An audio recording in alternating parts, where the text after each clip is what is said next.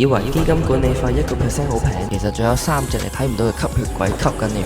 買咗幾年基金先發現回報不似預期，原來係因為未搞清楚總投資成本，表面管理費並不等於實際嘅投資成本。今日理財貓貓同你一齊睇睇佢啦。首先你要識分一次性同埋持續性嘅費用。一次性就係入場出場時候嘅成本，包括買入時嘅認購費同賣出時嘅贖回費。認購費係買入基金嘅時候收取，會即時減少你嘅實際投資本金。簡單啲嚟講呢，就係會即時扣錢啦。雖然而家有啲平台標榜0% 嘅認購費，但係都唔係所有嘅渠道同基金都適用。買之前呢，一定要睇清楚啊。至於贖回費呢，就係你賣出基金嘅時候收取，對於流動性同埋實際攞翻嘅錢呢，係有直接嘅影響。尤其係如果你短期持有，呢一刀呢係會覺得特別明顯。最後係最無形嘅持續性費用啦，即係管理費。呢一筆錢呢係按日計算嘅，直接反映喺基金嘅資產淨值 NAV 入邊。雖然你唔會見到明確嘅扣費記錄啊，但係費用呢係會持續長期咁樣